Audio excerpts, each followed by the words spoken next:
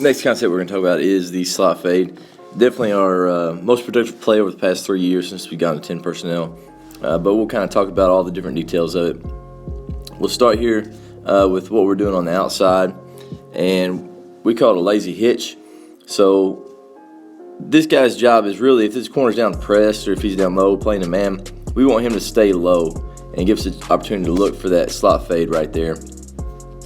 So really, we want to occupy this underneath guy so that now we're one-on-one. If that backer is running with us, and we can just look that safety off one way or another, and then we can go to the opposite side with our best matchup. But right there, we're running a real lazy hitch if he's off. We're looking for the ball. If we can get it, great. So if that corner played off like cover 3 and then he's walling, we just flip it out there right now. Let's say that he walks off the line right there, or if he even stays low, at a certain point we have a little bit of just kind of a timing mechanism. If he runs to us, or if we're just sitting here kind of low, at some point we're going to burst into the slant right here, and you can see how it's drawn up. So say we walked off the line right there, got to about 5 on our lazy hitch. He walls and then he falls to the flat late. We hadn't gotten the ball. We're going to burst underneath his face. Same thing over here. Go underneath his face, say he falls to the flats, and we're going to get into that big window that he's vacating. If he's running real hard right there to the flats, now of course he's probably got a curl. There's going to be a window right there for completion if they play that just exactly right, playing cover 3 possibly, and really getting into the flats. But that's just what we do with our outside guys. Inside guys have 2 different things they can do, and it's all based off of where the defender is that's over the top of them. So say right here, he's under 5 yards or under 6, and we're just going to play with speed. We're going to outrun this guy. If we can't outrun him, we need to find somebody else for that position. And we've had some really good slot receivers that have been able to take advantage of one high look, get over the top of some people a bunch of different times. But so say they're playing a little bit deeper, playing that high hole as opposed to the low hole with their safeties or outside backers. Now what we're going to do is we're going to lean at that safety, try to get his hips flipped inside. Once his hips flip inside, now we're going to go race him again to the bottom of the numbers right there for the fade. But we got to lean, try to get his hips open, and then we're going to go to that fade. So that's what we do with our slot fade right there at a 2x2, and we've got a couple clips and we'll look at them. Right here, as you can see, they roll to a one high look, or almost a no high look. So there's their safeties, they're down low. We know that we got press right here. Then you see he's just walking off the ball, trying to occupy him low, knowing that it's a race right there for a possible big play. Again, here's our guy keeping him low. I think we may have had a miscommunication right there, but we knew we were going to go over there to one of our best players on the field and laying it out there. And we're able to make a play right here in a big game for a big play and a touchdown. But we'll keep looking at the slot fade and how we've had success with it in the past, and especially this year. Here's another look of a one high look. The safety is way back here. But right here we know that it's basically manned up. He's manning right there. You know what we have, okay? So quarterback knows, hey, we're running 5 yards up here on this side. He's probably manned up, staying low right there. So we got to make this safety go somewhere. And if this is the matchup and the throw we want, we got to get our eyes here. Try to get that safety off the hash. And we'll see it from the end zone a little bit better. But right there, just playing with speed and be able to get over the top of them for a touchdown. Here's a look from the end zone of that same play. And we'll play it again. We end up throwing and liking our matchup over here on this side of the field. So we want to get our quarterback's eyes over here. Here's a single high safety. We want him to move for just a count or for a step or two, or just hang where he's at in the middle of the field. So we'll play it, and you can see quarterback's eyes start to the field.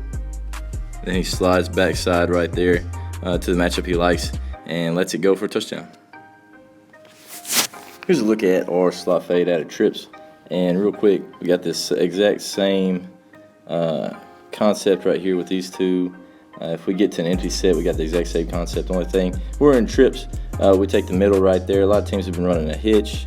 Some have been running an out right there. I know LSU runs that out on their slot fades, but we like to take the middle, turn it into a 3 vertical. So we're taking the middle, then we have the outside. Thirds taken care of right there with underneath check downs right there. So really just getting to a 3 vertical look. I put this look on here because we ran this a couple times this year, and we've done it quite a bit in the past. And like we talked about with that trips look when we went 4 verticals. This safety is kind of the one that we're looking at.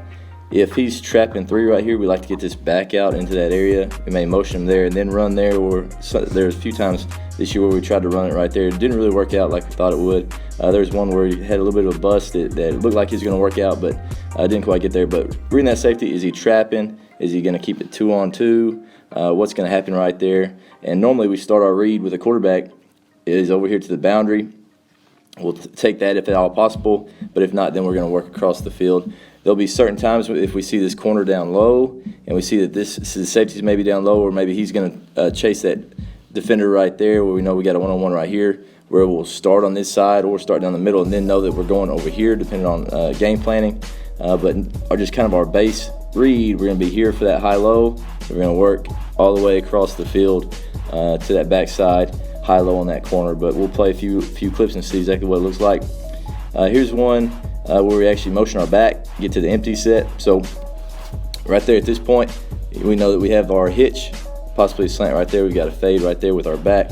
We've got the number 3 receiver down the middle. We got a fade right there, and then we've got this lazy hitch to the slant and all that. So what we knew right here is going to be a one high look. So either they're going to have to play cover 3, get over the top, or it's going to be man-to-man with our running back and outside backer. Right there, I think they're kind of mixed up. They're playing kind of little combo coverage. They got cover 3 up top, playing man down here to the bottom. The backer thinks that it's zone. The corner thinks that it's man, and we're able to create a big play right there for a touchdown. We'll show right here from the end zone. You may motion them out.